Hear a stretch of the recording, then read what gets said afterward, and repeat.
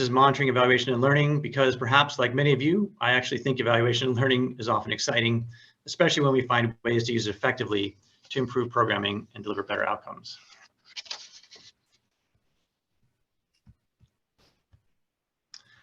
I truly appreciate this event has been organized to provide an opportunity for all of us to come together and reflect and grow our collective knowledge base on best practices for monitoring, evaluation, and learning in the democracy, human rights, and governance sector, which many of us refer to as the DRG sector.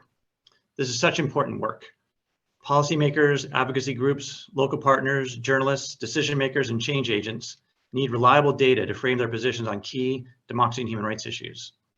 This is particularly important with respect to democracy and human rights, where, at least compared to some other sectors, it can be more challenging to identify measurable outcomes, let alone measurable outcomes that can be attributed to our interventions. We know we have to hold ourselves to rigorous monitoring and evaluation standards. And given that more often than not, the political and social context that we are operating in is rapidly changing and fluctuating, we also know that we have to push ourselves to be flexible and iterative learners. We need to hold ourselves to high standards for continuous adaptation that integrates lessons as we go and remain nimble and able to pivot in real time as circumstances shift, whether due to political changes, technological advances, or unforeseen crises. As such, we have to be not only technical experts in our field, but also technical explorers, constantly searching the landscape and pushing the horizon for improved and emerging means and methods for conducting our work. That's why this event is so exciting. It affords us the opportunity to explore some of the newest practical and creative innovations in the DRG monitoring, evaluation, and learning landscape. Over the past 5 years, these innovations have been developed, shared, and adapted within the SCS Global community of practice.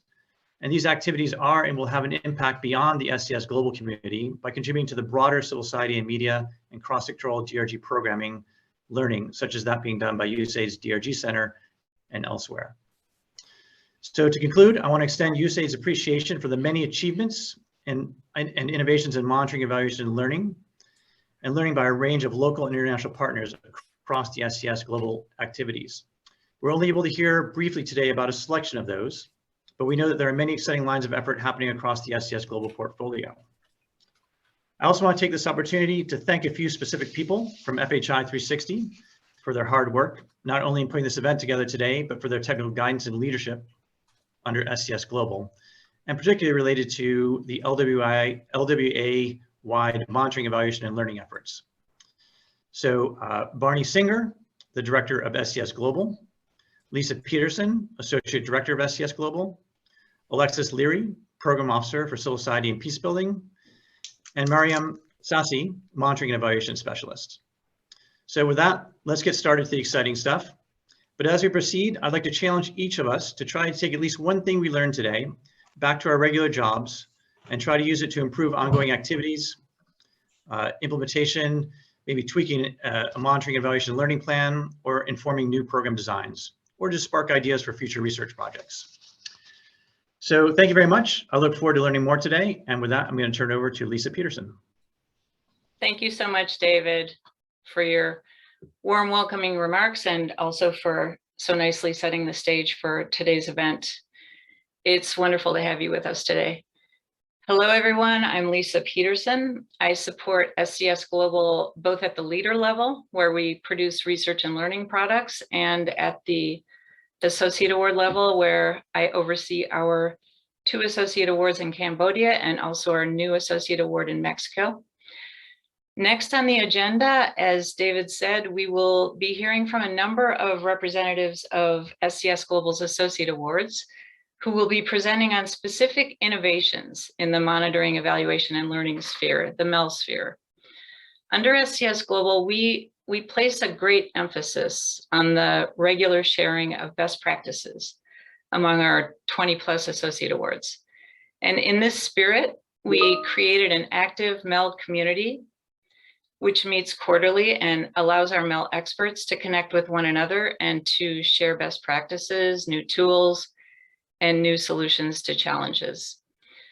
To celebrate the work of this community, we'd like to share with you some of their most significant innovations to date. And to select these innovations, the ones being presented today, we started by surveying our Associate Award MEL staff and our chiefs of party and asking them, what were some strategies that you've used to respond to unique MEL challenges in your operating environment? And what happened as a result of using those strategies? 8 of the 28 innovations submitted by our Associate Awards were selected both by SCS Global and by USAID for presentation today. The innovations you'll hear about are organized by MEL domain. You'll first hear about 2 innovations in the data collection space from our implementers in Guinea and the Kyrgyz Republic. These innovations are focused on data collection tool creation and adaptation. You'll also hear about how data gets visualized, with a deep dive into how to visualize qualitative information that's shared by our Civil Society Organization Sustainability Index, or CSOSI team. You'll then hear about an innovation in the collaboration and learning space, developed and implemented under SCS Indonesia. And in keeping with the CLA theme, we'll then move into adaptive management and hear from our colleagues on SCS Networks for Peace and SCS Cambodia. And finally, you will hear about evaluation strategies, specifically SCS Guinea's experience using outcome harvesting and the use of social network analysis by SCS Tanzania. If you have a question for one of the presenters as you listen to their presentation, please feel free to go ahead and type it into the chat on Zoom at any time. We'll have a separate Q&A session following the last presentation. And now it is my pleasure to introduce the first presenter, my colleague Susan Jay, on simplification of qualitative data collection under SCS Guinea. Welcome, Susan. Hi, Lisa. Thank you. Hi, everyone. Whatever your time zone may be, I will be presenting what we did and to make some adjustments for qualitative data collection for the SCS Guinea project. I am currently the project director for our SCS Belarus project, which is just starting up. But for the 3-year lifetime of the Citizen Involvement in Health Governance project, I was the project manager from Washington and oversaw the startup, supported implementation, and led the closeout. Next slide. So obviously in our space, exactly as David indicated, we struggle for those really good indicators that give us that rich impact data that we search. So there's a real interest in qualitative data collection because it provides more meaningful information than many of our qualitative measures and provides a mean to give us more feedback from constituents and other primary stakeholders. However, obviously with every qualitative data collection process they tend to be complex instruments requiring training of a number of people. If you're looking at a nationwide data collection across more than 30 different geographies, as we had in the Guinea project, that becomes very challenging. There's also issues about the continuity of data collectors and data contributors, the more complexity of the tool. And given the complexity of the tool, there's challenges with data comparability and validation. And so there's this constant tension between wanting to do more qualitative data collection. You need that information, but how reliable can you make it? The cost of qualitative data collection, and then looking at the complexity of what we're trying to measure, which in DRG programs is usually quite a lot. Next slide. So in our case, both the project team, our partners, and USAID, as is often the case in a start of projects, there was a collective ambition that we were going to pilot multiple qualitative indicators. And to be honest, we realized after the first round that our appetite was a bit bigger than our ability to deliver across so many new instruments. About halfway through in the 3-year project, we revised a number of indicators. I'm just going to describe two qualitative indicators that we changed. One was to look at objectivity of health governance radio programming. Obviously, it's very difficult to evaluate whether the objectivity of news programming and journalism improving. So it was a very complex tools with a lot of descriptions. The initial evaluation period that was going to be looked at was several months, which proved too long. And we had the initial concept was that we'd have a consistent number of panelists across multiple periods. However, those panelists proved to have quite a number of competing demands. So we made a number of changes. We moved the scoring, ended up being done by the enumerators who we retrained given the complexity. It was clear that the panelists, there was such variability with the panelists understanding that that while they could score, they would score independently, and final scores would be done by the enumerators. Panelists no longer had to reach consensus, which we pushed towards. Also, there was a training issue there, and understanding of the instrument allowed for greater reliability of the final scores. And we moved from evaluating a longer period to providing panelists specific shows, sampling of shows to listen to, so they had a much more concrete basis on which to make their judgments. This increased the quality and comparability of the results across the different media outlets. And it did reduce our dependency on this very fixed list of panelists, which anyone who's had to try to schedule across multiple locations, and the availability of all the panelists significantly helped our ability to implement and collect timely. The other indicator that we changed related to looking at management change within media partners. Here, particularly our media partner and their outlets originally wanted to look much more holistically about all the domains that they wanted to improve, which ended up being, as we know, with any type of OCA, that can be incredibly time intensive, involve quite a number of participants from the organization, and that just became a little bit too onerous. So we narrowed the assessment tool to focus on the media specific modules that we were working on. This allowed us to focus media partners' attention on the areas that they were actually working to improve, and allowing everyone to admit they were not going to be able to work on as many as they had initially hoped in the beginning of the project.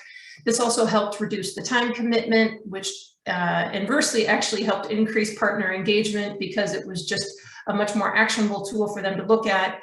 It also helped it look at attribution, which is the holy grail, as we know, in our DG indicators when you're trying to look at impact, which helped us quite a bit. In terms of, in terms of tips for implementation, what I really just want to encourage everyone, especially with our USAID partners, is to have a very frank conversation about the resource intensiveness and the team capacity, as well as our partners and primary constituents capacity to implement these complex qualitative data collection indicators. That it does take a lot of time. If we are starting new tools for them to work well, they need to be adequately piloted. If you're also working, it's one situation, perhaps if you're just working perhaps across 12 organizations, but when you're working across larger and larger geographies, as we all hope to get outside of the capital city, of course, in our work, that becomes very important. And by being more strategic in our choices on where we want to innovate, it will allow the time, I think, to make that innovation more productive, because we're making sure that we're matching our bandwidth for our capacity for a rigorous learning process, so that those new tools can be stronger and actually help us build a greater variety of instruments to demonstrate impact, as we so very much need to in our sector. Thank you. Thank you, Susan.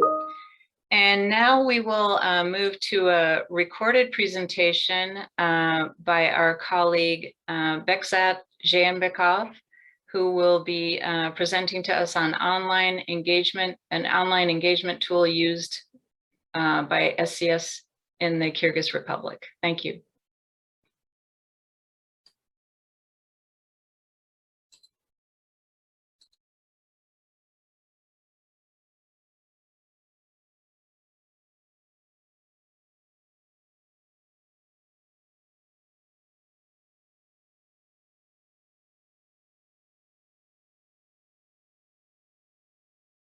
10.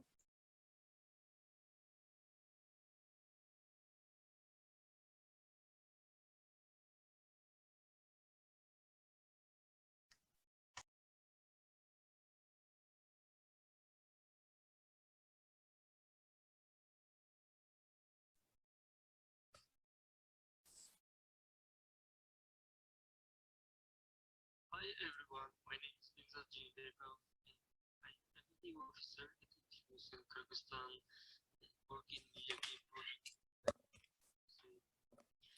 So today I'd like to tell you about online engagement measurement tool for media content. So we developed the tool for measuring of success of data stories. So what is the data story? Data story is journalistic genre that uses analysis and research. This innovation helps to measure the achievement of data stories by comparing audience engagement with more advanced project-supported data-driven content to engagement with unsupported content, analytical stories and pieces through Google Analytics.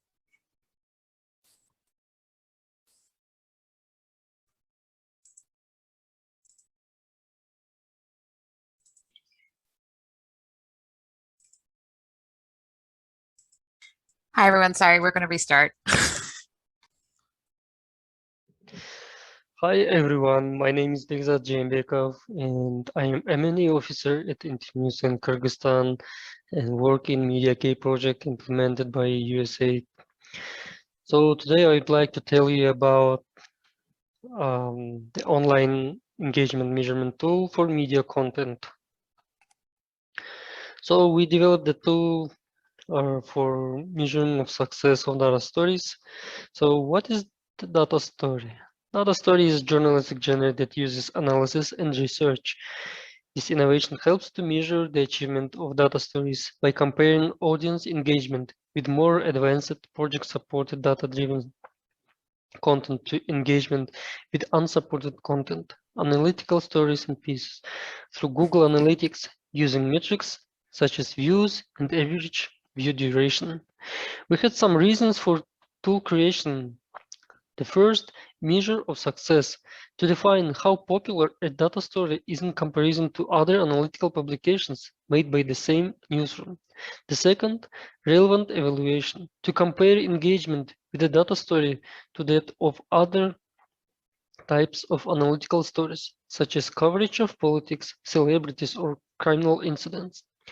The third, reflection and planning, to keep mentors and journalists updated for further planning. And the fourth, mining accurate data, to use unbiased, automatically collected data from the main platform that published the stories. Our methodologies is performed as follows. First, we need to select analytical stories from the same media outlet within 7 days from when the data story was published, and record the data in the internal tracking table. 30 days after the data story was published, compare analytics from the data story and other analytical stories through Google Analytics metrics such as views and duration of views. Use Google Analytics to track data and calculate results, analyze results, and make charts based on various information: online engagement, theme of content, authors, media outlet, frequency. So on the left side, you can see the screenshot of Google Analytics dashboard. This is our main tool for collecting data from the website. So average total views of data stories produced by Datadesk compared to average total views of analytical stories published by the same outlet for each outlet where Datadesk works. The data stories and the analytical stories that will be analyzed will be published in the same week. The average total views will be calculated over 30 days period, beginning with the week of publication. Here you can see the screenshot of internal data tracking tool that automatically sets the time for collecting data and calculating percent change based on views and ratio based on average view duration. Displaying results. The charts show the engagement results for the data stories disaggregated by quarter.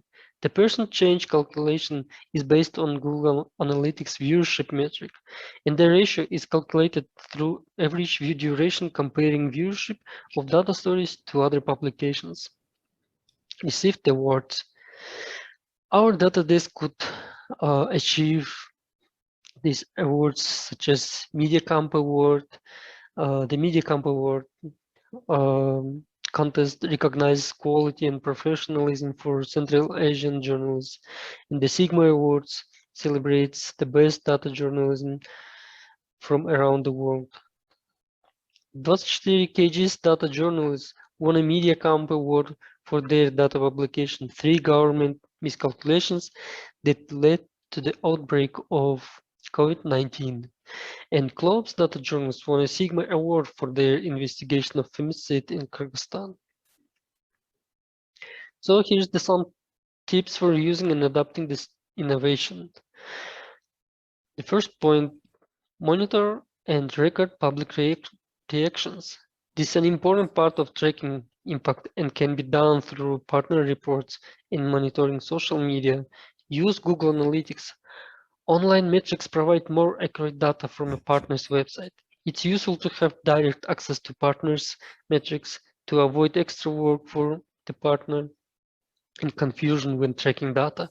Create your own tracking table. Set the tracking table to record, measure, and evaluate results.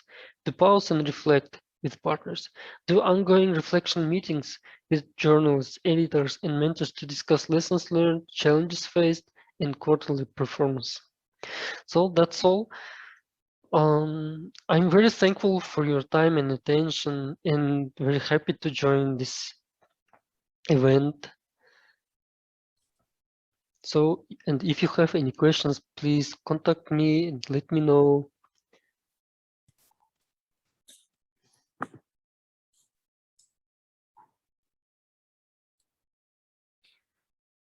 So next, I would like to introduce Eka Emerlishvili, who will be presenting on the CSOSI dashboard.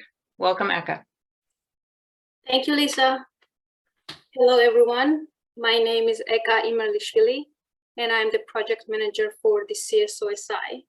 The CSOSI stands for Civil Society Organization Sustainability Index, which is an annual publication that reports on the strength and overall viability of civil society, providing a comprehensive assessment of the CSO sector across the globe.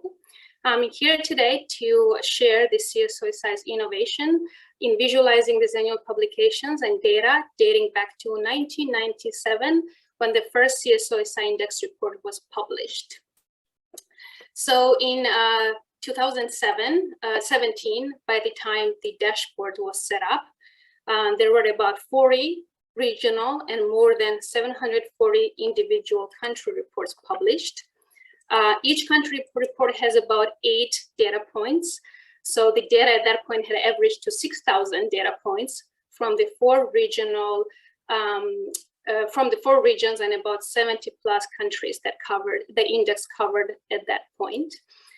So our goal was, of course, to visualize this wealth of information, but to also enable the users to engage and interact with it, analyze it, compare and contrast the country and regional reports and profiles, and of course, to collect the 20 years of data in one place.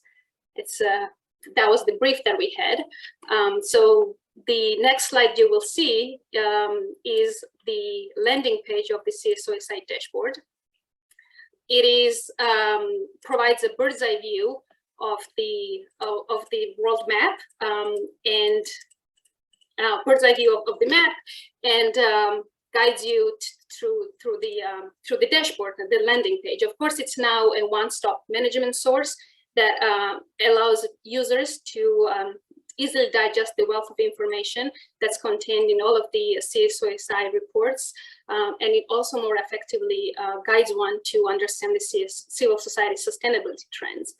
Let me guide you through some of it and begin by pointing out to the regional tabs on the top that allows the users to navigate to the region of their choice. But for right now, we can stay on this bird's eye view of the global map. And let me point out to the color coding that we use of the countries that are covered by the index in 2020. There are 73 at the moment. The color codes on the map correspond with the map key that you will see at the bottom on the right-hand side of the screen. The color codes we use denote the civil society sustainability scores, which is 1 to 7, or the categories, embedded, evolving, and enhanced that we use. So the country colors used on the map correspond to the civil society categories that they represent. So if we were to look at Mexico, for example, which is yellow, we would understand that it's somewhere in sustainability evolving category. And indeed, if you were to click on the Mexico map on the actual dashboard, the overall sustainable score for the Mexico country report would be, for the Mexican civil society, would be 4.2 for 2020. Yeah, so the other option that the map provides is looking at the dimensions. So the way we measure civil society sustainability is by dimensions or components that we call listed here. If one to look at one particular dimension, for example, legal environment, one would see that map view would change and allow one to navigate between the different dimensions to follow the trends of civil society for 2020 in this particular, but for any other year that you're interested. You could also click on that drop-down menu under 2020 to go to the year of your choice. The next map view that the index dashboard provides is more regionally focused view. So as you see on this screenshot, we have countries listed on the right side. These are the countries from Europe and Eurasia. And on the left side, I stuck with the legal environment dimension example, but you can use any other dimension to navigate this particular view. The lines that you see on the screenshot right now give you an indication what has the legal environment for Europe and Eurasia been in the last 15 years, because as you see, the time trends on this particular view begin in 2005 and end in 2020. So as you see, Estonia on the top of the line has seen more or less straight line, whereas if you look at Azerbaijan, you can see the legal environment for the country has really deteriorated since 2013. Yeah, provides an overview of what legal environment for the region has been. You can, of course, as I said, navigate through other dimensions as well. The other map views for more regionally focused view would be correlations and lists, but yeah, you can visit the dashboard to see more. The last view that we have for your exam to share with you today is this more country focused view. In this case for Belarus, which if you click on the drop-down menu on 2020 would get you the 2020 report or the report for any year that you're interested in. On the left side, again, as we mentioned earlier, are all the dimensions that summarize the CSO sustainability with their particular scores for 2020, or again, for any other year that you're interested in. For example, legal environment in 2020 for Belarus is 6.9. And once all of the dimension scores are averaged, you would get to overall CSO sustainability score of 5.5.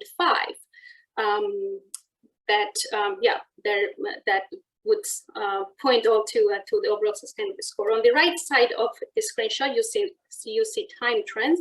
Similar to the previous slide when we saw the time trends in lines, here you also see the lines that kind of point up or down based on how the trend for that particular dimension has gone from 2005 to 2022, again, in this particular example, or you can look at one particular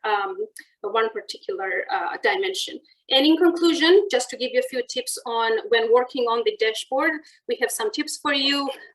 Of course, have understanding of why you want to do the visualization. For us, we knew, for example, that the country reports were available, but we wanted to allow users to also have more regional perspective, hence the dashboard's bird's eye view on the map. Also think about the visualizations you want to use. For us, the world map that is the landing page was intentional. We wanted to create that perspective and scope and give the scope of how the index works, and it's such a comprehensive report. We also advise you to think about how you want the users to engage with visualization. For example, when you land on the map view of the CSOSI dashboard, if you hover over the maps, it will allow you to click on it and the country profile would pop out. So this is something also to think about how you want the users to engage with the visualization you choose. And of course, the last point is the dashboards are only as useful as they are used. So encourage wider use of the dashboard so you can further refine and improve it. And if possible, embed some sort of a metric system to measure its usability and which aspect of it is most often used by your users. This is it for me. I hope you managed to visit the CSOSI.org, which is our interactive dashboard, and engage with the data yourself to see the wealth of information available there for you. Thank you. Thank you so much, Eka. And now we're moving to a recorded presentation by Selma Hayati of our SCS Indonesia team on the use of learning weeks.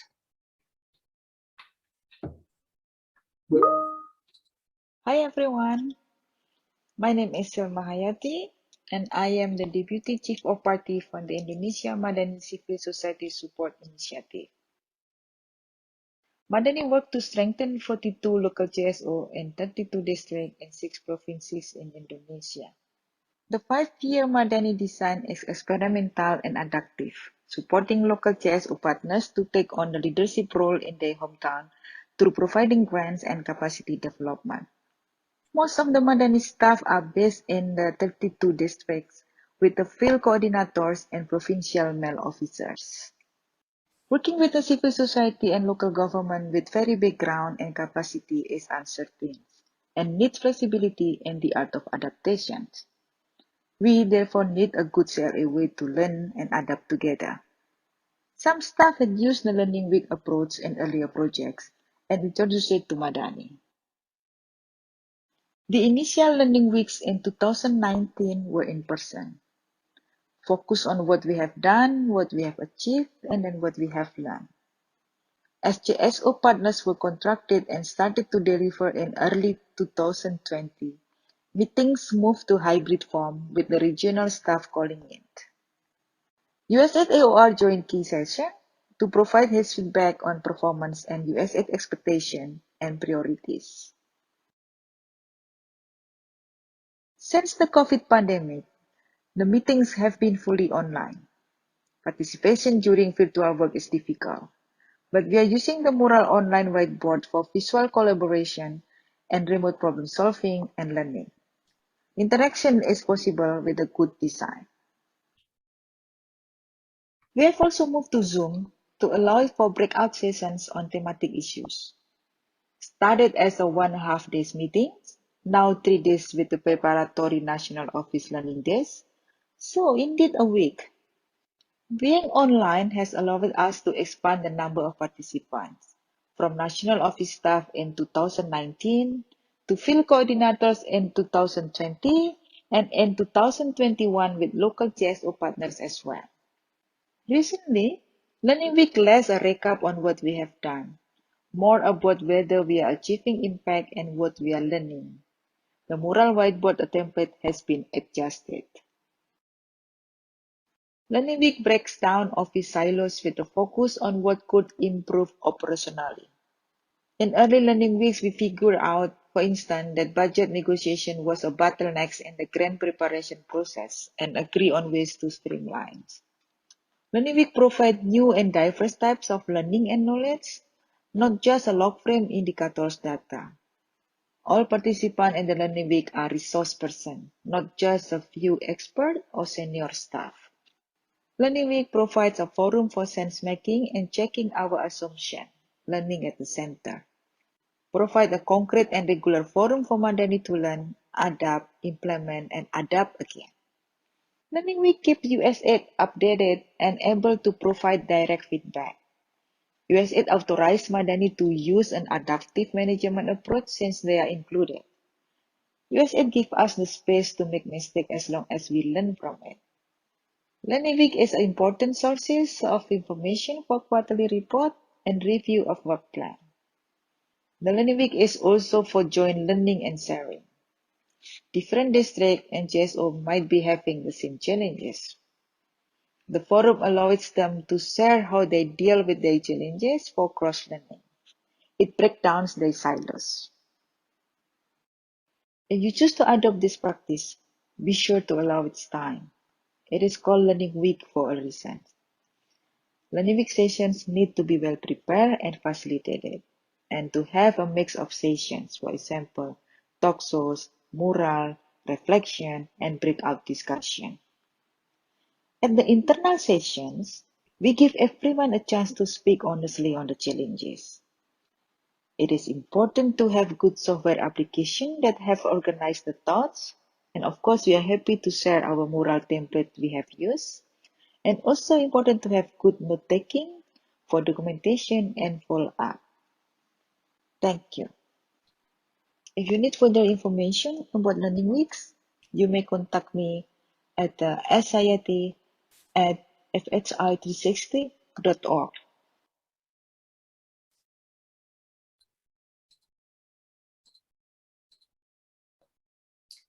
And now I would like to introduce my colleague, Lily Baldwin, Hi, who everyone. will be speaking to us about after action reviews, a methodology used under our SCS Networks for Peace program in Southeast Asia. Welcome, Lily. Hi, Lisa. Thank you so much. Hi, everybody. My name is Lily Baldwin. I currently serve as the technical advisor on a regional peace building program called Networks for Peace. And we work across Sri Lanka, Thailand, and Myanmar predominantly. And today I'm going to be talking about our innovation on really how we adapted the AAR process. So next slide, please. Great. So this is really part of our approach to CLA. Our team conducted after action reviews following a lot of our most significant activities. And the innovation really was in how we adapted it online and used a combination of different tools. And then really how we institutionalized this practice on our team. So the challenges that we sought to address were really around, people not feeling comfortable voicing their views during discussions or having dominant personalities kind of take over the space. Of course, shifting online, there's always video call fatigue. And then oftentimes, recommendations coming out of an AAR may not necessarily be utilized in the future. So what we did was use a combination of 3 different approaches. We used an online collaborative software tool called Miro, the use of anonymous surveys to collect feedback from the team and then pre-populate that on the board, and a super simple design thinking method called Rose, Thorn, and Bud, which focused in on 3 core questions instead of the 5 that are typically associated with an AAR. And then lastly, because we're super excited about AARs, we AAR'd our AAR. We adapted the AAR 3 different times to make the process more efficient for the team, and then to focus really in on the discussion instead of kind of the posting. So next slide, please. So this is a visual overview of one of our AARs using the Rose, Thorn, Bud method on Miro. And the method is just really, it's very simple. Focuses in on what went well, what didn't go so well, and then most importantly, really highlighting those future opportunities. And we liked this method because it was really easy to adapt online to the Miro board. You can cluster themes that emerge and then hone in on those that kind of, I guess, were common across people's experiences and focus in on the discussion in the context. And you can use the little comment feature on the board so if people had more questions or they could add more context to a specific issue. So next slide. In terms of outcomes from this process, there were 2 main things. The first was around team building. And I think that's really important because it speaks to the institutionalization of the practice. And then the second, of course, which is about improving our design, which speaks to integrating learning. For team building, it was really important to us that we equalized the space and really cultivated a safe space for reflection among the team. Oftentimes, individuals' views will be lost in a discussion or not really, captured adequately in notes. Or you can have a leadership figure kind of take over the space. So we thought that the anonymous surveys allowed the ability to capture everybody's views. It allowed people to have time to think about their responses and then, of course, be a little bit more candid. And posting them all on the whiteboard for everyone to see really demonstrated that everyone's views had equal value.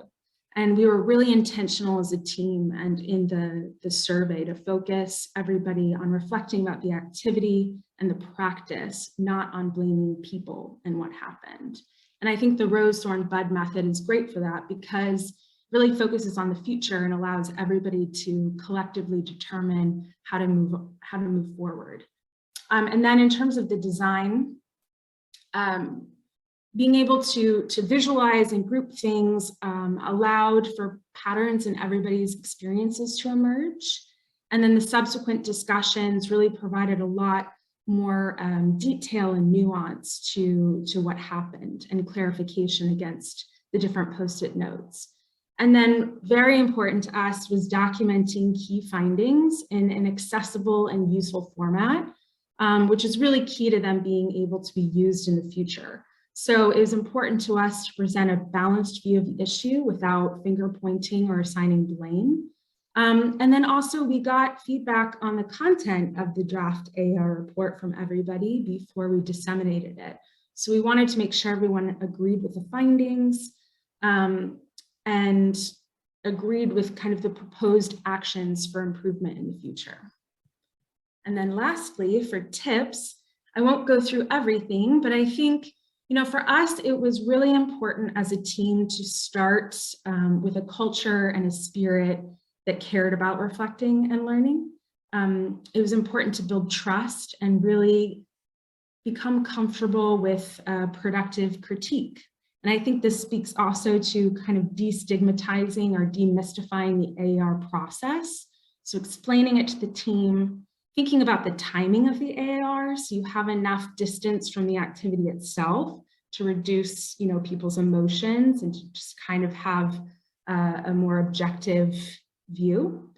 And we, again, really wanted to emphasize that this was not about targeting a person or emotional, but it was really a process of reflection and collaboratively and collectively thinking about the future, which is why we really liked Rose, Thorn, Bud. And then again, document, really investing the time to properly go through all of that feedback and document key findings. And that's super critical for being able to use those recommendations for the future. So I'll leave it there and certainly look forward to answering any questions you all may have. Thank you. Thank you so much, Lily. And now we will go to a recorded presentation by Lekhna Ith, who is our MEL specialist with Innovations for Social Accountability in Cambodia. And she'll be presenting on complexity-aware monitoring.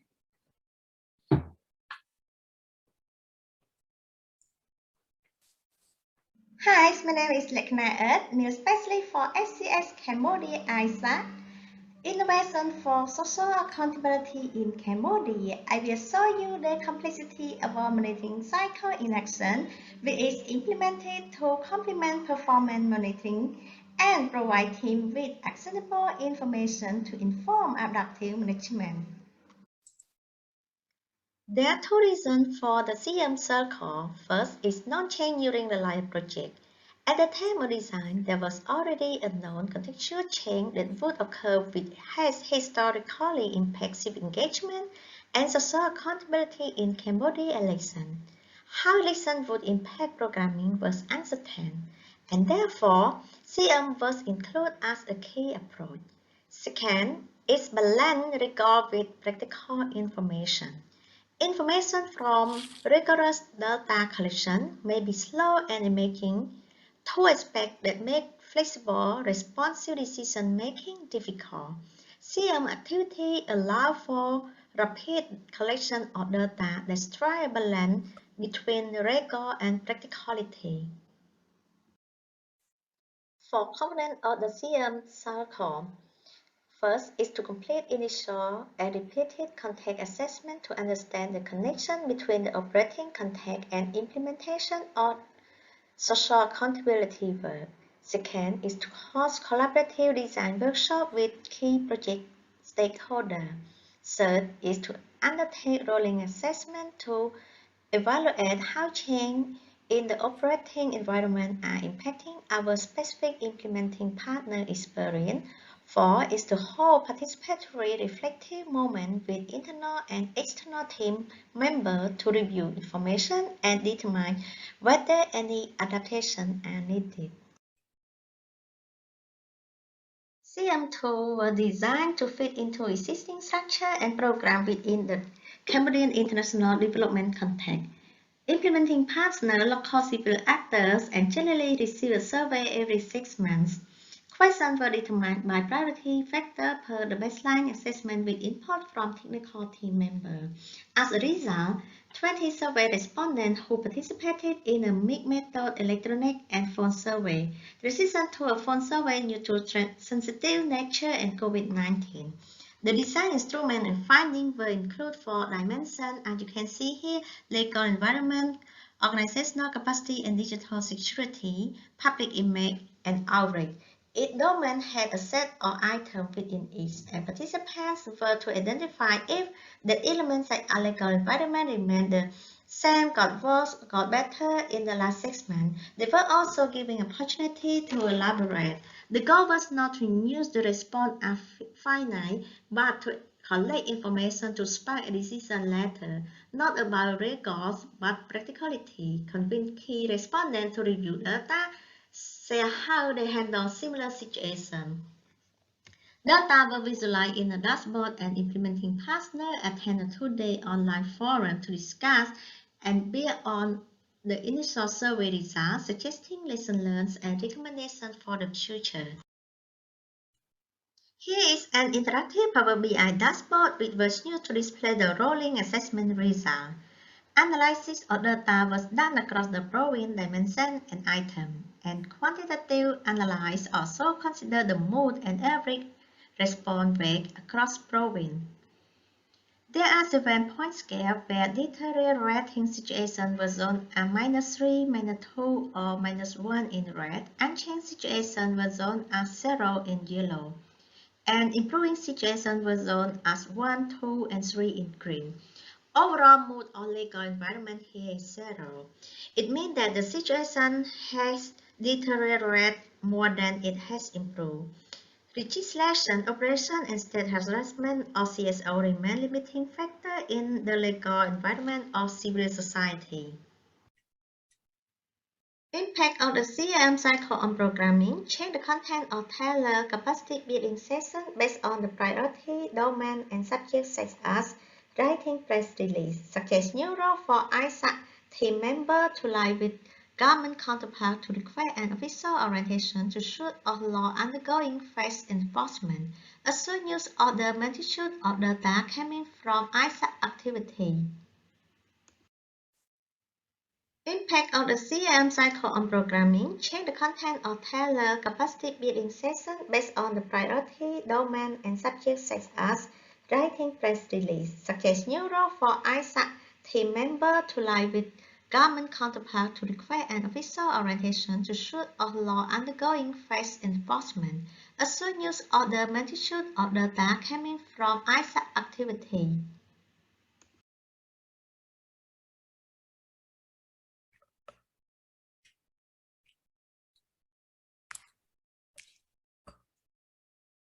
Okay, now I'd like to reintroduce Susan J., who will be presenting to us on outcome harvesting under the SCS Guinea program. Susan? Hey, hello again, everyone. For our Endline evaluation, we decided that a key component of it would be doing an outcome harvesting methodology. Next slide. We chose this for a number of reasons, but first of all, let me explain what an outcome harvesting is. It's a participatory approach to gather evidence about outcomes that were achieved within a specific domain that you're investigating, and then working backwards to see if and how a particular project contributed to those changes. The outcomes that you're looking that can be investigated may be at an individual, institutional, or at a system level. So you can look at knowledge, behavior, and skills, as well as practices, policies, and relationships, skewing more towards an institutional to systems level. The process that we implemented was done in essentially, I'll break it down into two parts. First of all, we held key informant interviews and focus groups and conducted a document review to identify the outcomes that were relevant to the goals and objectives for the Citizen Involvement and Health Governance Project, as well as discussing the significance of those changes. How important are they towards the goal and objectives, and the project's attribution or lack thereof, as the case may be. And then the subsequent step is to again use that written documentation and focus groups to review and refine those outcomes to make sure they're accurately stated, and to substantiate what those outcomes are, where they occurred, and the project's involvement in them with supporting documentation.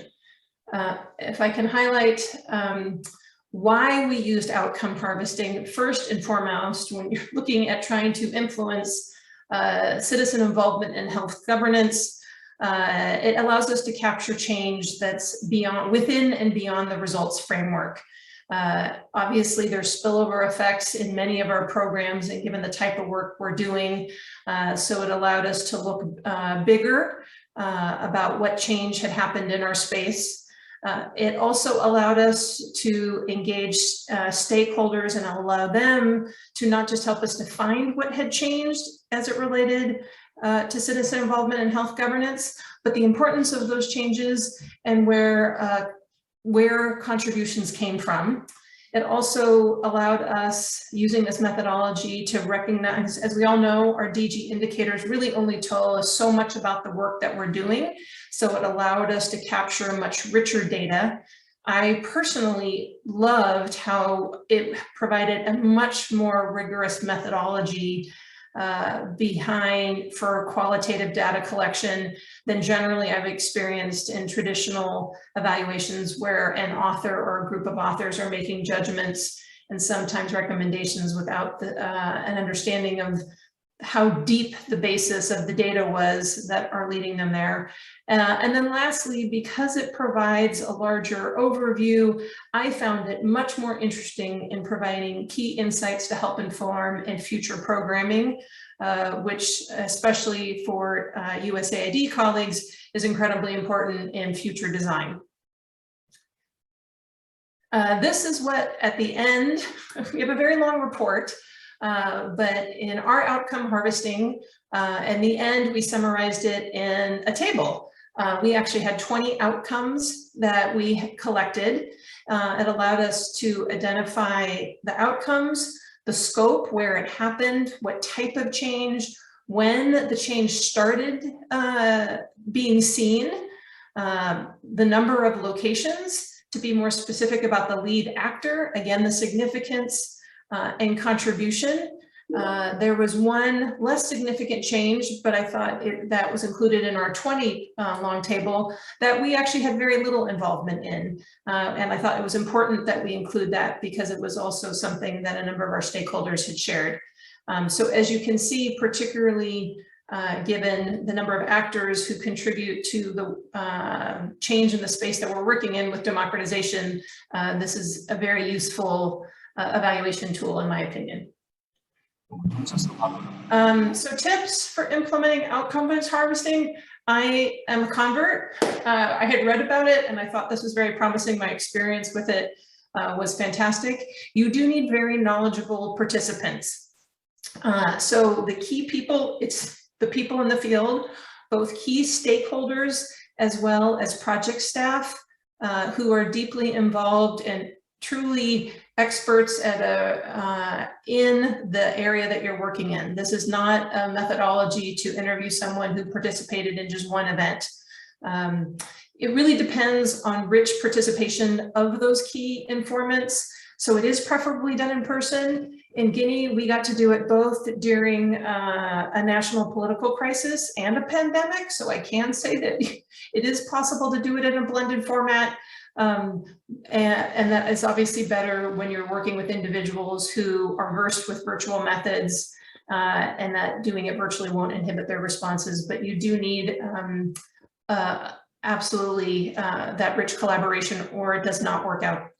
You would not get the information you need to really identify the outcomes and substantiate it. You do need to invest enough time in this review and substantiation process. We actually, FHI 360 did this with social impact. I do think it could be done in-house as well for an organization that had the staff. But you need to make sure that there's time for that review and substantiation process. I would also say you have to make sure you have time in the project team, because this is not an evaluation approach that you can farm out. The project team has to be very much involved in it, as again, there's a rigorous process to make sure that it's not about bending the results or outcomes, but making sure that there's the adequate information to substantiate. And lastly, because it is a newer evaluation approach, I suggest making sure investing the time needed to talk to staff, because there's a lot of staff who haven't seen, starting with, let's start with the outcomes and work our way backwards, as well as key informants you might be working with, and USAID. In this case, when I first proposed this to USAID, we were fortunate someone in the program office had heard of outcome harvesting. It became an internal advocate on the mission side that helped us push this forward. But there is growing use of this in the DRG space and in development more generally, so hopefully it can gain more traction. And especially in our context, where our activities and the results we're trying to achieve involve so many factors, so many actors, and we can't, there's not one blood test we can give to say we know whether we achieve success or not. So outcome harvesting really is a wonderful evaluation tool in complex circumstances. Thank you. Thank you, Susan. And now I'd like to introduce our final innovation presenter, my colleague Berhane Gebru from SCS Tanzania, who will be speaking about social network analysis. Welcome, Berhane. Thank you, Susan. I am a senior analyst on Boresha Habari, SCS Tanzania. And my presentation is on the use of social network analysis, which was embedded in SCS Tanzania to help understand and strengthen collaborations of media advocacy organizations. Next slide, please.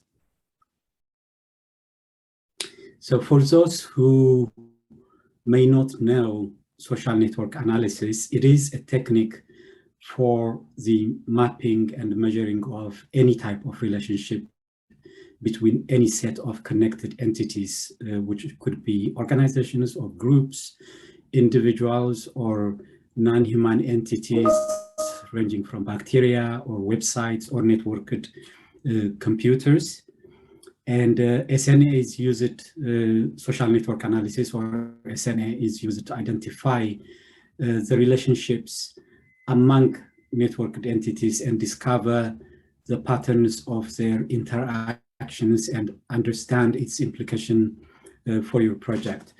It provides a very powerful tool for measuring how well the actors in the network are connected, and who the prominent and peripheral players are, and which of the entities serve as a glue bridging the network together.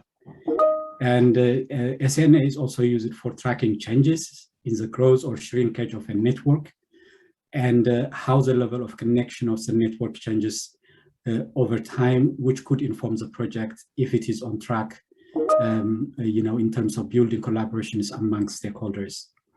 We implemented SNA because it helps us to discover the network structure as a whole and the relationships among the entities of the network as a whole, as a system, looking beyond the individual characteristics of the actors.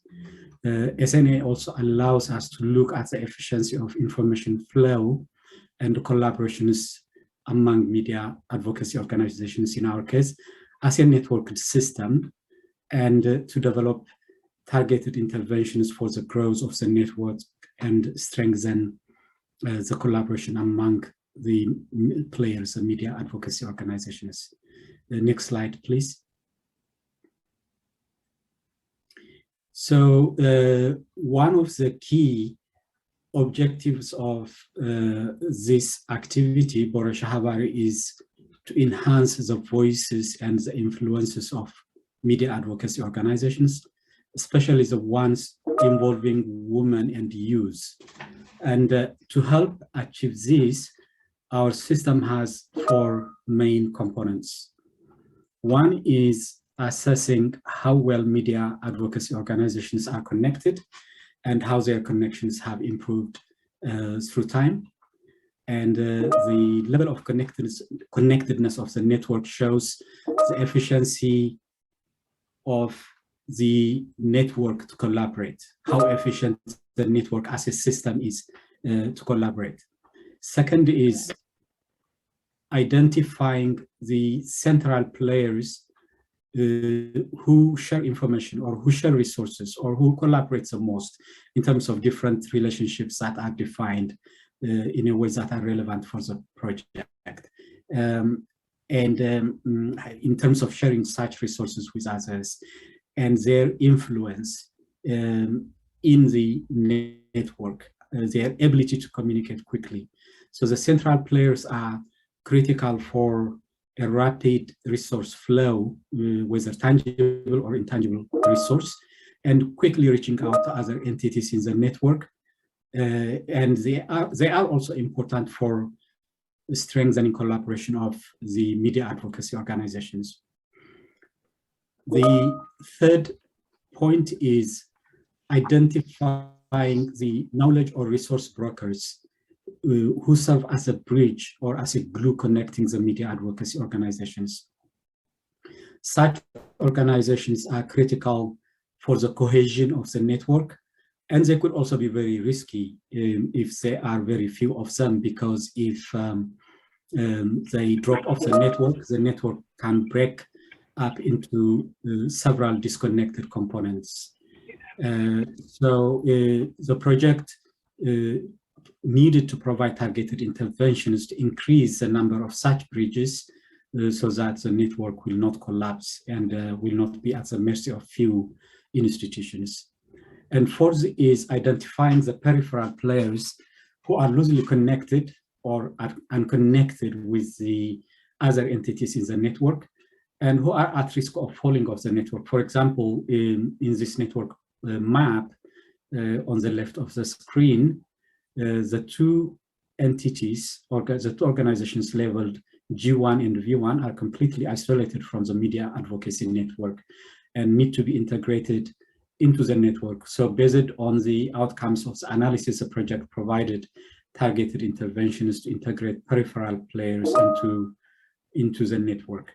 So these are the 4 components to our SNA system. Go to the next slide, please.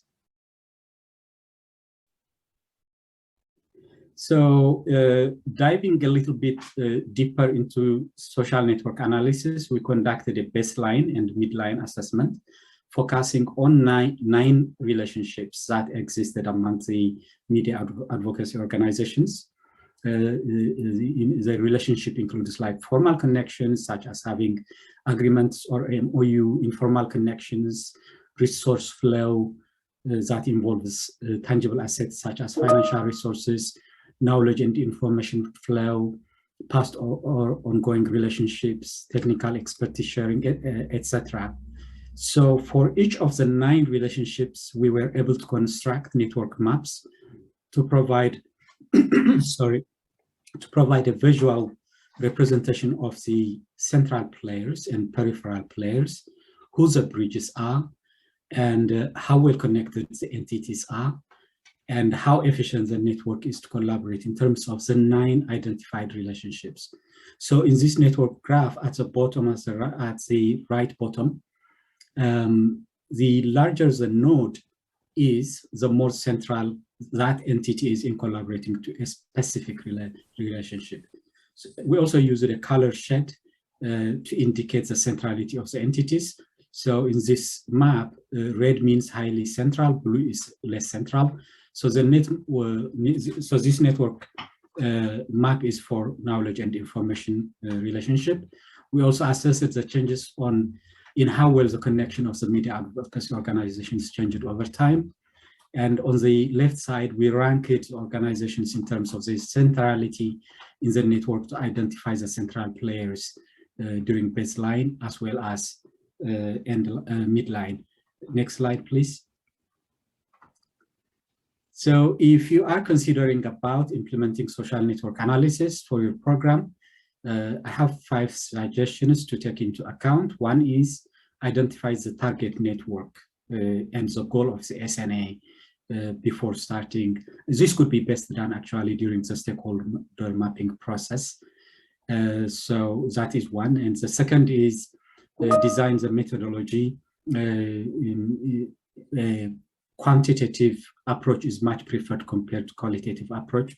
And third is collect data, preferably using digital tools, either tablets or web forms, and present the data in different ways, including network maps, qualitative and quantitative descriptions, and analyze and suggest recommendations, recommended actions together with the team, not alone by the SNA analyst. Thank you. Thank you, Berhani. And thank you to all of the presenters. That concludes the presentation of our innovations today.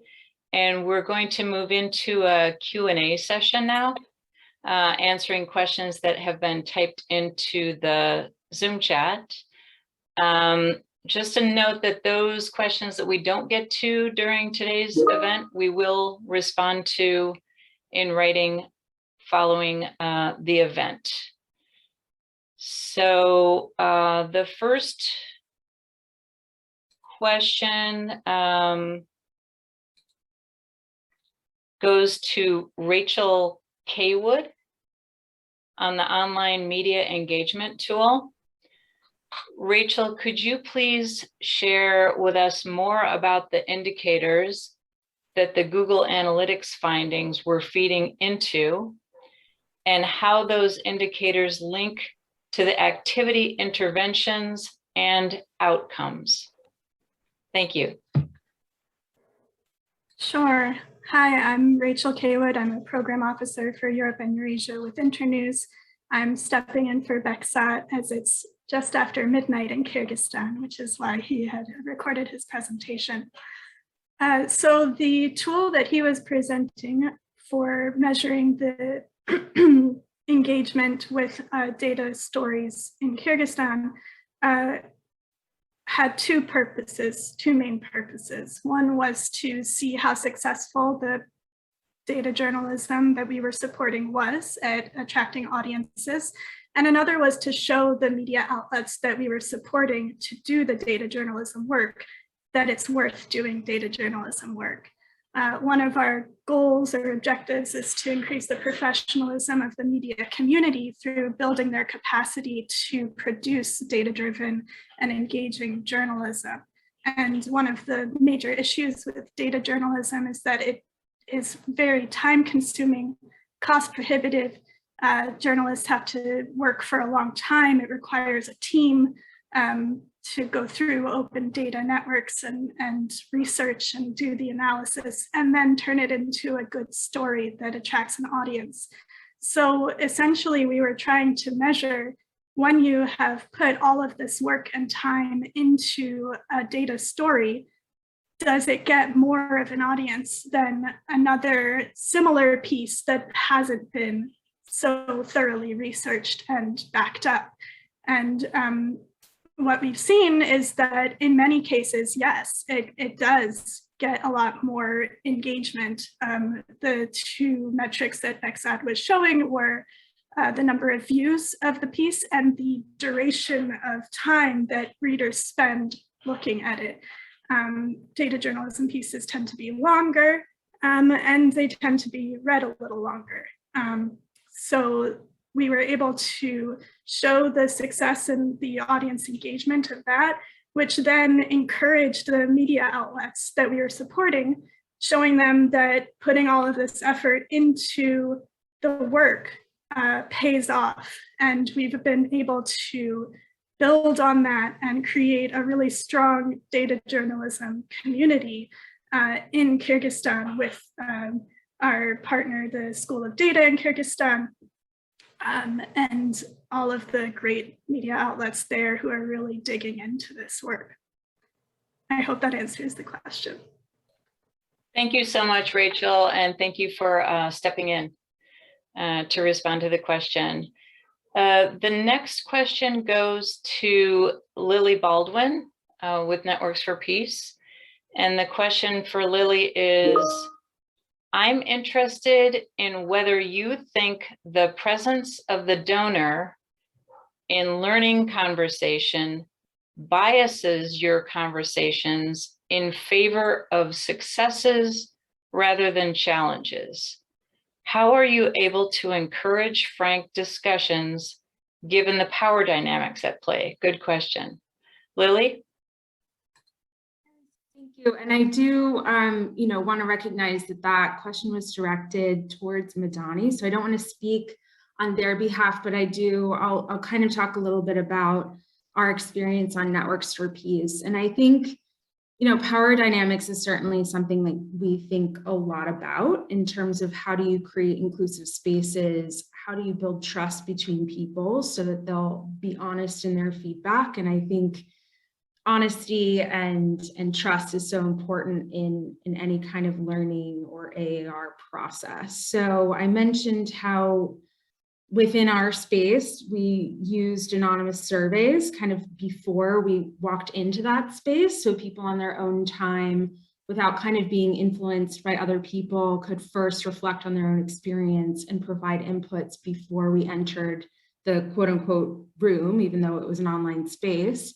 So that's kind of how we tried to equalize those power dynamics. But I think, you raise a really interesting point, and I think it's important to kind of balance maybe having internal team reflection meetings, within the team that implemented something before you bring in external participants.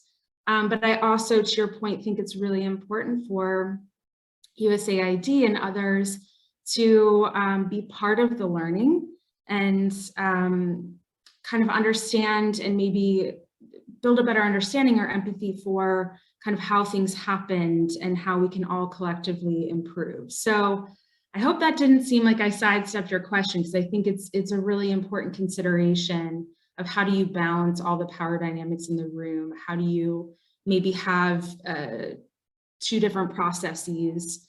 But yeah, anonymous surveys prior to a learning experience really helped us, I think. And I hope, did that get to maybe what you were asking about? Great. I think we're set, Lily. Thank you so much. And looks like we have time for one more question before we go to a short break. This question goes to Miriam Sassy and Lily Baldwin again on learning design. And the question is, how was a theory of change used in the learning process? Has anyone structured monitoring around a theory of change in order to support learning about what leads to results and outcomes beyond the results framework? Thanks, Lisa. I'll tackle that first. My name is Miriam Sassy, and I was a ML specialist supporting part of the outcome harvesting alongside social impact. So one of the things that we started with on outcome harvesting is the theory of change. That was really the base from which we thought about our Endline questions. It was the first step of our outcome harvesting process was to review the theory of change and the implicit assumptions, and start off with key informant interviews with our staff members to see how those impacted our impact and our outcomes. And so that was really the number one step. I wouldn't say though that that was our monitoring, as this was our Endline evaluation, and that this was really more so part of how we structured the tools and how we learned about whether or not our proposed objectives and intermediate results actually brought about the change that we imagined would happen through the theory of change. We did also have a mini research agenda on the SCS Guinea project that did get us closer to monitoring that theory of change and the process throughout it that was outside of our results framework. And before passing it off to Lily, I will say that on behalf of the SCS Cambodia ISAC program, which I also support, the complexity aware monitoring process, I think, is a really good cycle that does get to monitoring theories of change and sentinel indicators in that process. That could be another really good way to do it throughout the life of the project rather at the end. I'll pass off to Lily to tackle the second half of, or add some more points to that as per your request. Lily? Thanks, Miriam. And I'm going to talk not necessarily about monitoring systems, but how we kind of think about a theory of change when we do reflection learning and then adaptations to our design, just again through the context of our AAR.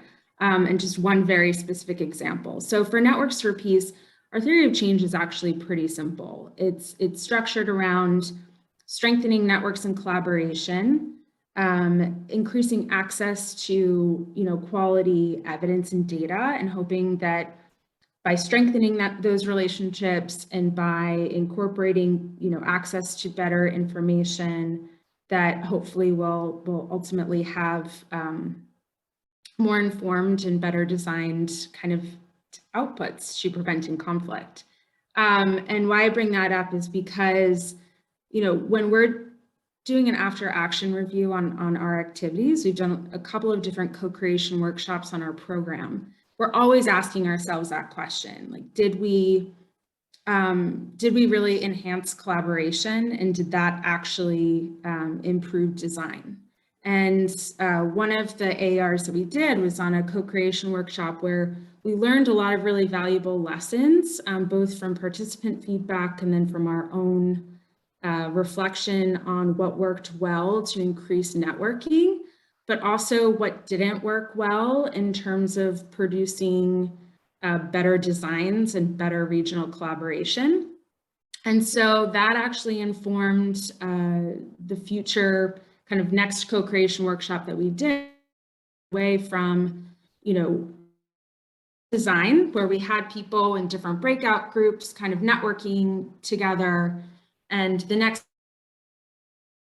regional design sprint, where we put people in teams, had them focus collaboration on those teams over a couple of days, make decisions together, reflect together, struggle together, design together, and actually found out of that process that they produced tangible prototypes that were regional in nature, that could be funded. So for us, we tested a different methodology and on an approach to always kind of with our theory of change in mind.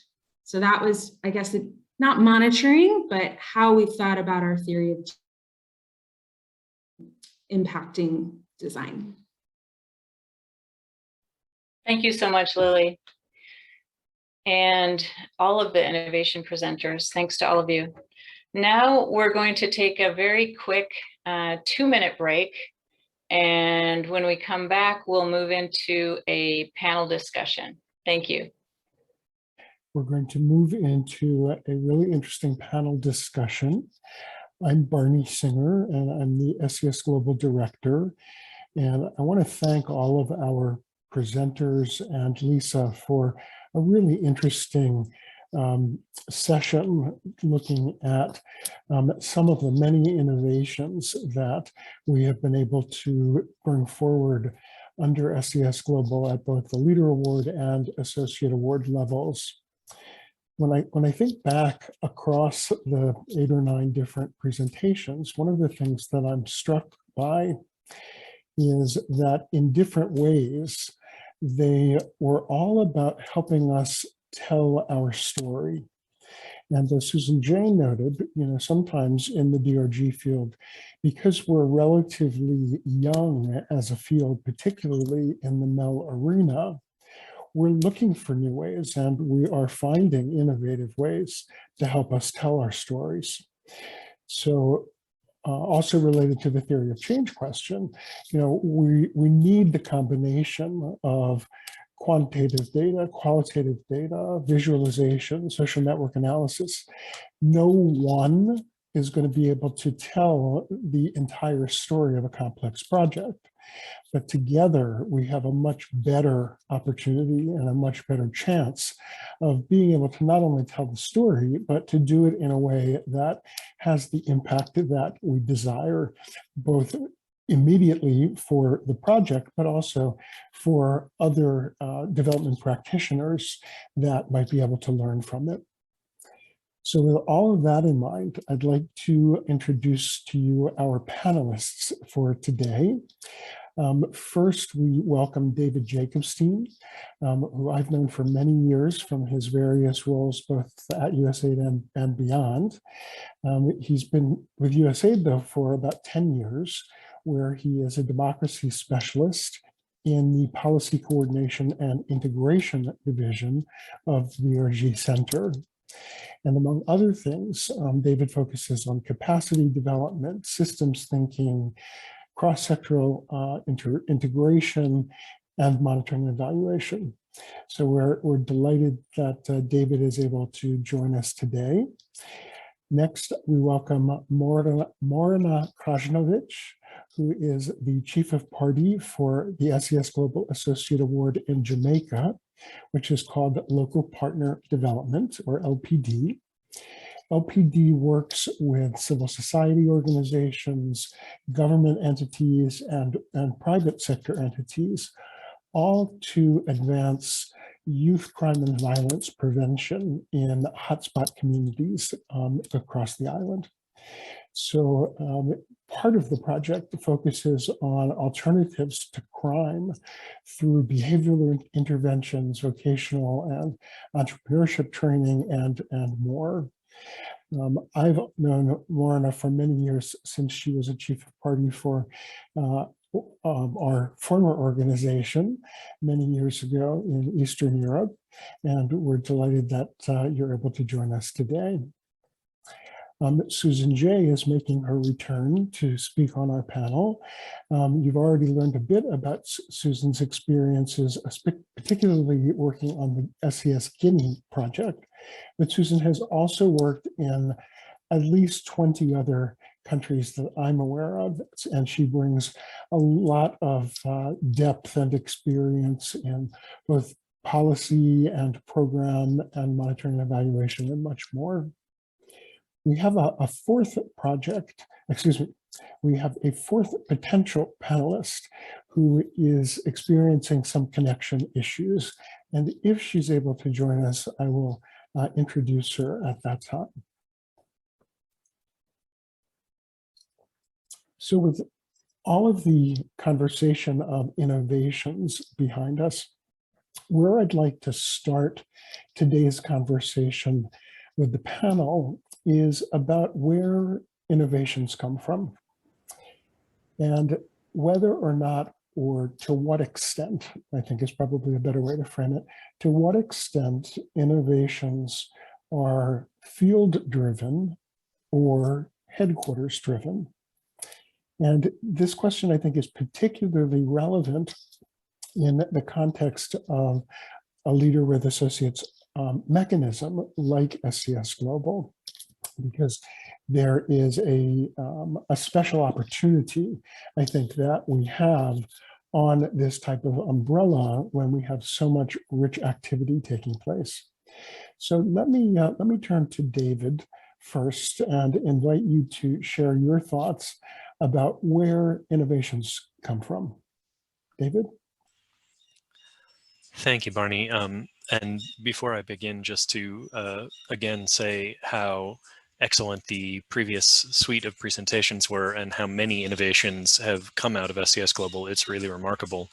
And I think speaking for myself, because it's very hard to speak for the entire agency, but I think that what we saw was really what a mechanism like this can do at its finest, which is to have a diverse range of potential tools and approaches, not necessarily be generating them anew, but be, have an ear to the ground, understand what are some of the innovations in the field that seem relevant, and then be able to kind of direct those toward the appropriate programmatic opportunities to really test them out and to have the type of learning around what works when we do this and what doesn't, not just how should we do, outcome harvesting or use social network analysis, but, what are some of the ways that that worked that might be of benefit to other people trying to use it,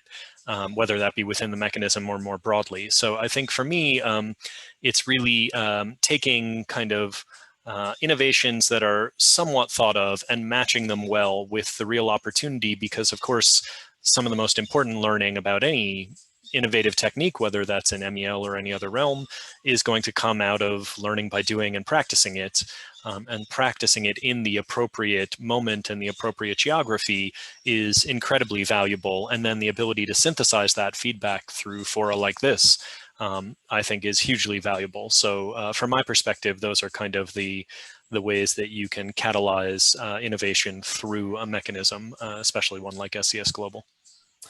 Thanks so much, David. What you didn't mention specifically, but what I'm picking up on is that there was a synergy here between what was happening at the individual project level, at the associate award level, and what we were able to, well, I'll use the word harvest at the leader award level. And that's certainly something that I've been really excited about for this project overall. So thank you so much for your thoughts.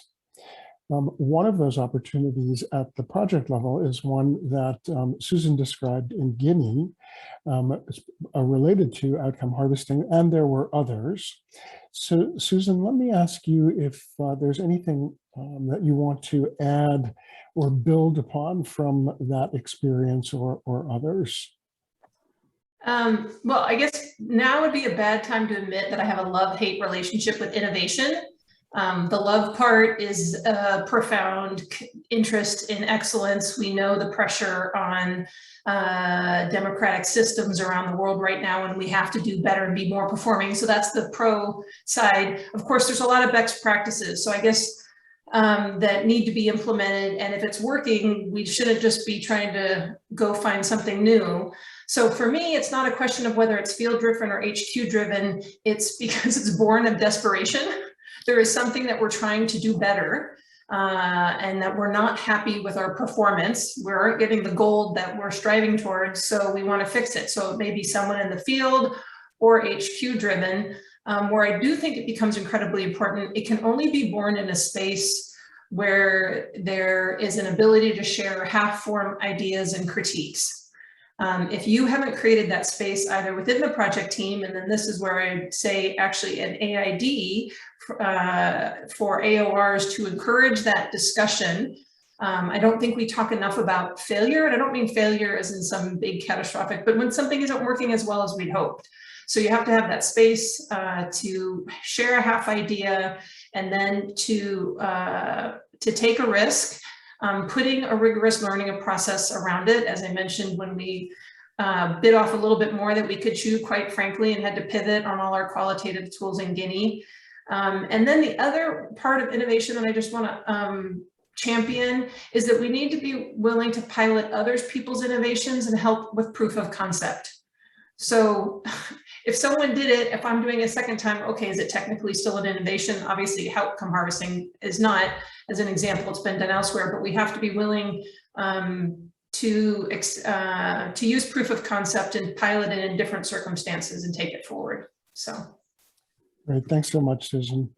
You know, I want to pick up and relate something that you said to something that David shared in his first remarks, which is the concept of innovation, a word by which many of us can be challenged. And it is, you know, it counts if we're taking something and adapting it to a new context. And it counts if we are taking something, you know, that one organization has learned and bring it into another entity, especially local entities, and help them to, you know, manage that change process. So I take your point about innovation very seriously. I think a good example of that, in fact, is what happened in Guinea with the outcome harvesting, not only because of the pivot, but also because of the change to the way that that was conducted. We took something that, you know, has sort of a what would you call it, a sort of an academic approach in the books, but we had to make it work in a most unusual context. And so I think the adaptation there was in itself something that we could consider to be innovative. Finally, your point about desperation.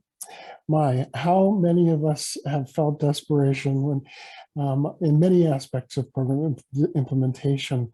But what comes forward for me is the idea that I opened with, which is about telling our story.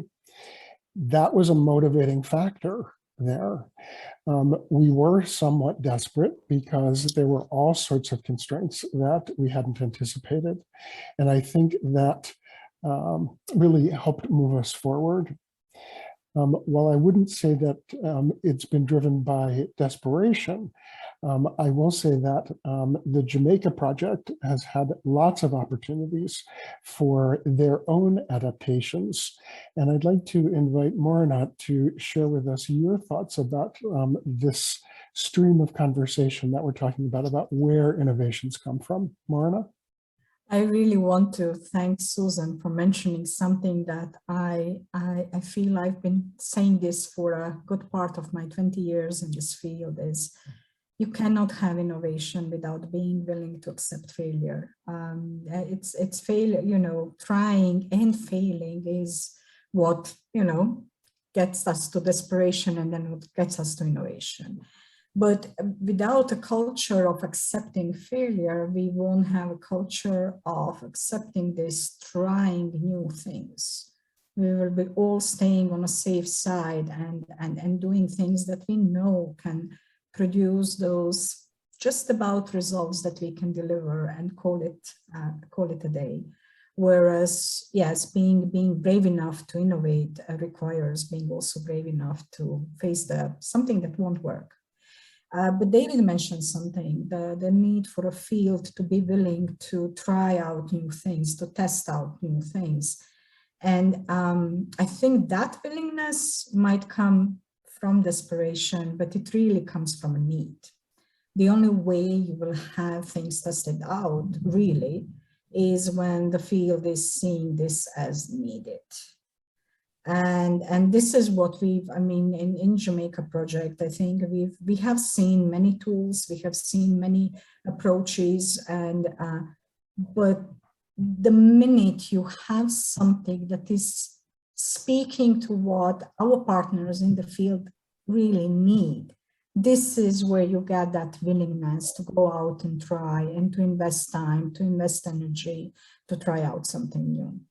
So I think circling back to that question, where is innovation happening, at the headquarters or at the field? I think it does happen at both places, but the need has to be in the field. It has to be driven by the need from the field. Thanks, Morna. One follow-up related to that, since you've had the opportunity over your years to work with many different missions, and I'm wondering if you've seen sort of a difference in levels of openness or levels of risk tolerance.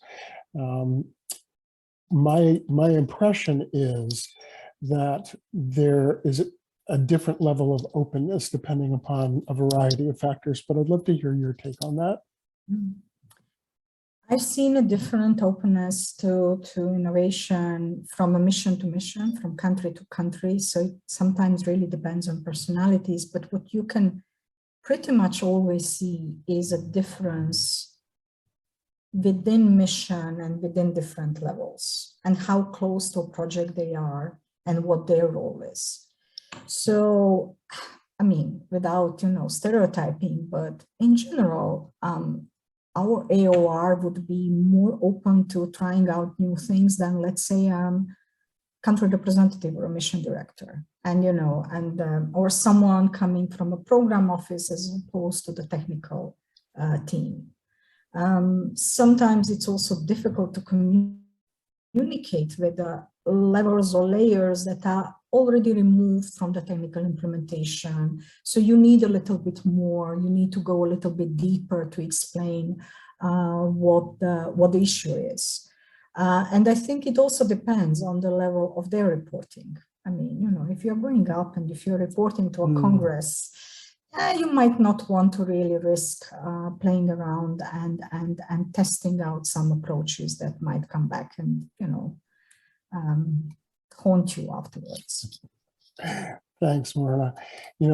Thinking about the responsibility that our USAID colleagues have for reporting at a much more aggregated level than we do at an individual project or even at a mechanism level, it makes me think about some of the changes and trends that we're seeing in MEL over the years.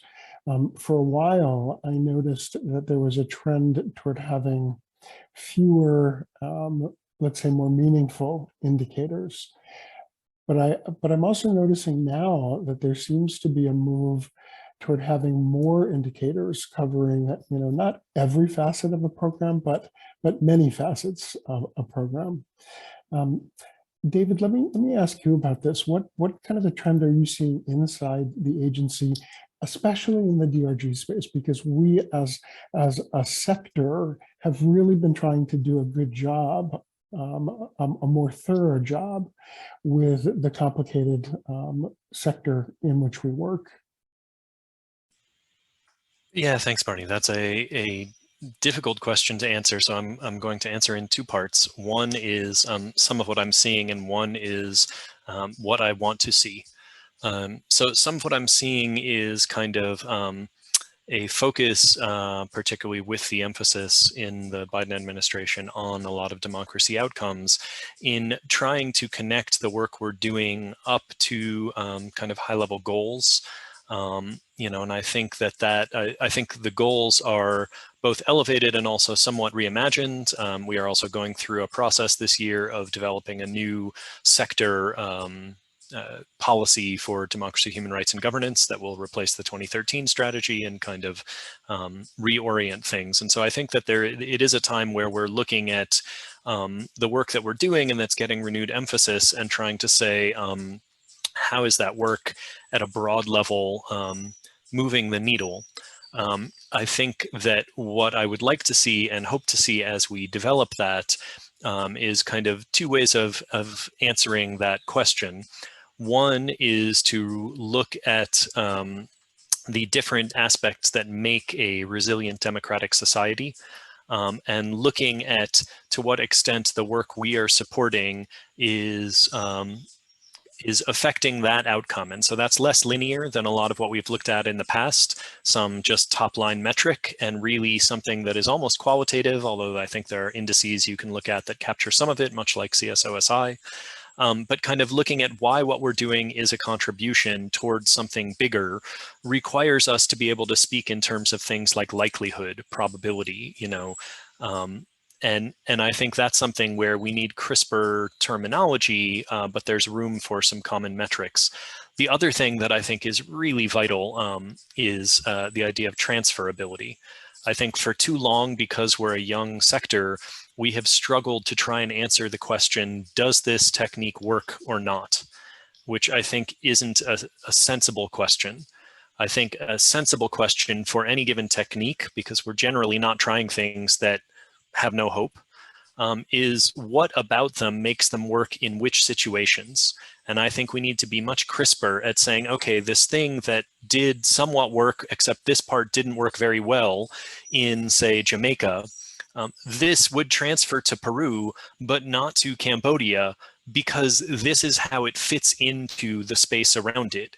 And because the success of a given technique is generally not within it, but is in how well it fits its context. And so I think being clearer on transferability and on what it was about the context that enabled or blocked a given approach from working is, for me, kind of the next space for this type of thinking about innovations to go, so that people in 5 other countries can listen to these conversations and much more rapidly assess, okay, well, those 2 things I could try here. That one sounds great, but I wouldn't try it here. That type of thing. And I think so we need a stronger terminology of what that fit to context comes from, rather than just being able to evaluate on the face of it whether programming met or didn't meet particular goals. And I'd like to think that this entire discussion has been kind of a gateway toward that way of thinking and that way of relating to each other. Thanks, David. I hope that as well. And you've raised a couple of really, I think, valuable things for us to consider as we go forward together as a group of practitioners.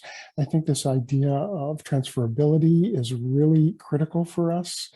And you also use the term fit to context, which is not one that we often hear in the DRG space, but I think it has a lot of promise for us. So that can be a future session that we can put on the calendar.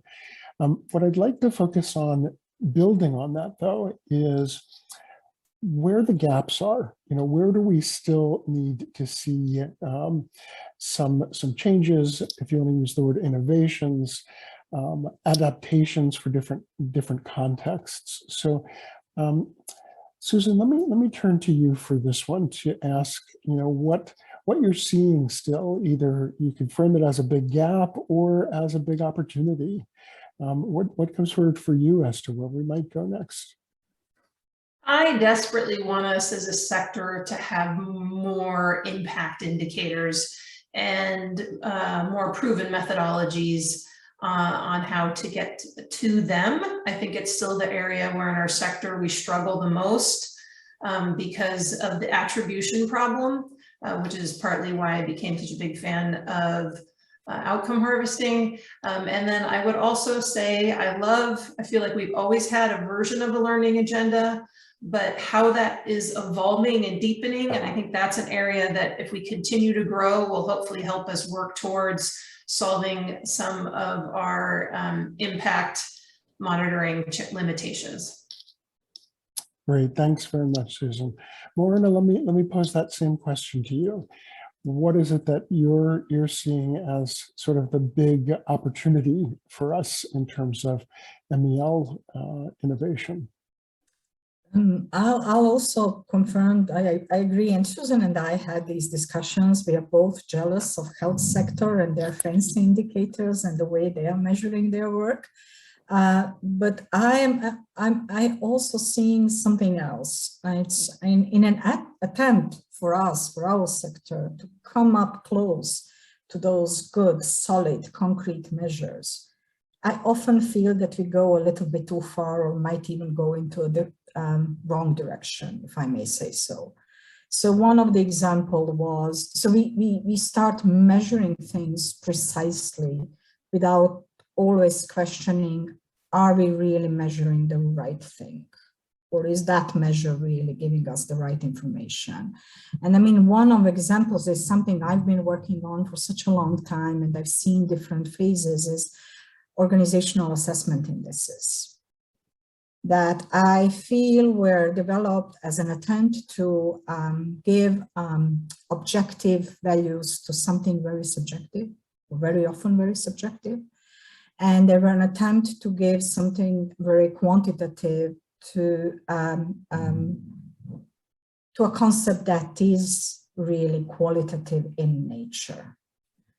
And so during those developments, I've seen organizations around the world being pushed towards becoming very, like we started measuring the quality of their paperwork rather than the quality of the content of the actual work and the content. So I would say that that is still something I'm seeing as a gap, because we don't have these concrete, visible measures. We are trying to develop them, and sometimes developing them, I think we go into a direction that is not always beneficial. So many countries, many organizations across the world were being pushed into becoming very compliant, very administrative driven. And not only is that not a true sign of the quality of their work, in many countries, speaking of democratic backsliding around the world, in many countries, this has actually done a disservice to these organizations. It has silenced them, it has stifled them, it has weakened their advocacy voice instead.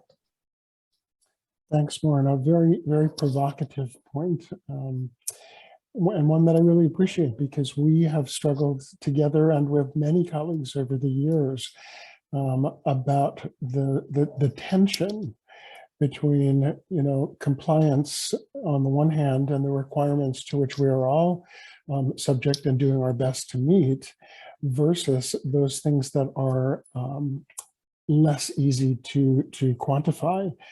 And how do we capture those? It reminds me of something that David said earlier about linearity. Why did we get, why were we on this road? Well, I think there are lots of reasons. Some of it has to do with the sectors that preceded us and what they were able to do. The health sector being a prime example, where there's in some ways a lot of ease in terms of being able to document interventions of different kinds, and we don't necessarily have that in the DRG space. But I think we've wanted to push ourselves in that direction. But what we're finding is we need to push ourselves in a slightly different direction. We're not going to have the same ways of telling our story and capturing things that another sector would, because our work is unique. And as David said, if we're focusing on resilience and the importance of democracy and infusing democratic principles, that is not something that you can do an easy count of. So I think part of our challenge and responsibility is to keep asking ourselves the question, how do we move that forward? So we have time for just some final thoughts. David, let me turn to you and ask if there's anything you'd like to share as a parting word about MEL innovations, anything that you're finding most useful or that you'd be particularly interested in spending time with on the future. Well, thank you, Barney, and thanks everybody for participating and organizing this. I think my broad takeaway would be that increasingly, as we see an emphasis on locally led development, what we have constructed as monitoring and evaluation and learning about our programming that outsiders do is something that we need to move into the space of how do we help change agents to figure out how to more effectively make change. And as we do, the stovepipe between MEL and technical approaches is breaking down and needs to break down farther. So I would just say this is a really rich conversation, and my big wish for all of the people out there having this is to ensure that your colleagues who are the technical experts, who are the day-to-day managers, who are the people who aren't as directly involved maybe with MEL as they could be, understand that actually this conversation is about how we collectively make sense of how we can improve and improve relentlessly until we can all achieve better development outcomes. So let's get the word out to everybody else. Here. I especially want to underscore two things that you said, David, which is our opportunity to support change agents to bring about change, and also something that came up in the early presentations, which relates to this culture shift, which is really what we're talking about. How we tell our story and how we help create change. really means that we get to shift also. So thank you for bringing that forward. Susan, same question. Any final thoughts you'd like to share? A few. One, I think we also need to be very frank about our budget resources. What is the size of a DG portfolio compared to a health portfolio in any particular country? And yet we're looking to make national systemic change on, in some cases, $1 million or $2 million a year total. So we need to really think and be honest about that, especially when we're actually looking at how much of the resources are going to local partners and what we expect them to do and sustain with erratic funding. So I think that's something we really need to grapple with much more honestly, and the challenges of our funding system as it is for our local partners, which is a whole other conversation. And secondly, I'm a big believer in tiny steps. We don't always have to look for, I loved the Small Sparks title for this, and how to be relentless explorers, but to make every single small step we can make, because that's going to make it more likely for us to get to the fences, is not for swinging for the fences, but slowly walking ourselves there. And then lastly, just to make sure we have to think about how to make innovation productive, or we're wasting time, and we're going to increase our likelihood of failure. So those would be my 3 thoughts. Great, thanks so much, Susan. And Morna, same question. Over the years, I've been following development and how much more M&E is present now in our field, and I think it was largely a positive development. But I'm also, because I like provocations, I'm going to put something provocative out there. I'm also concerned, where is it going? The amount of time and resources, as Susan mentioned, that we now need to assign to measuring our work is becoming quite significant. And I think we should just be careful and keep in mind that we should be measuring what we are doing, but if the measurement becomes a larger part of our work, we'll hardly have any time left or resources left to actually do the work. And I've also noticed a trend and a big push for projects that are implementing activities. There is a big push of doing more research, where I actually feel that these types of mechanism, as SCS Global is an ideal example where the headquarters should be managing the research and letting the field manage and do the implementation. I think when we start mixing these 2 levels too much, we start losing on, we should be telling the story, but we need the story to tell. So we need to do the work to be able to get to the story. Thanks, Morna. I take your point there.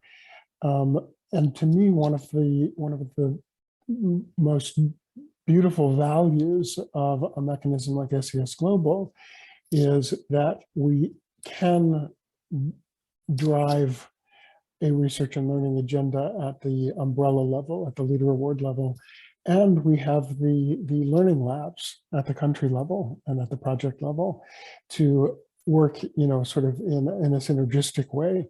And so I think that might be the best of both worlds. But everything, I think, is about balance. And your point about how much, we devote in terms of energy and resources to one thing versus the other is a very real tension that we face. And I think that, as David said, we need to keep all of this as an ongoing conversation. So I want to extend my great thanks to David, Morna, and Susan for very interesting perspectives. And for those of you who are interested, you'll be able to find not only a recording of this conversation, but many of the different tools and innovations that we've talked about today on the SCS Global website, which is ngoconnect.net. Thank you very much, and back to Lisa for some concluding words. Thank you so much, Barney. And thank you to all 4 of you for a very lively, practical, and honest exchange of ideas. And thanks also to my SCS Global colleagues for sharing a very impressive range of MEL innovations, born of desperation in Susan's words. Thanks also to all of you in the audience for joining us and for asking such thoughtful questions today. I loved David Black's initial challenge, the advice that he gave us in his introductory remarks. And I sincerely hope that each and every one of you will take away at least one interesting, intriguing idea or approach from this event that you can explore and pursue and potentially apply to your own work. And of course, if you're interested in exploring it further with us at SCS Global, please don't hesitate to reach out. As Barney said, this event is being recorded, and we will send all of today's participants a link to the recording in case you'd like to share it, especially with your colleagues in other time zones who may not have been able to join us today. And again, back to Q&A, if your question wasn't answered during the event, we will be responding to any remaining questions in writing. So on behalf of FHI and of SCS Global, thank you so much for joining us today, and enjoy the rest of your day or evening. Thank you.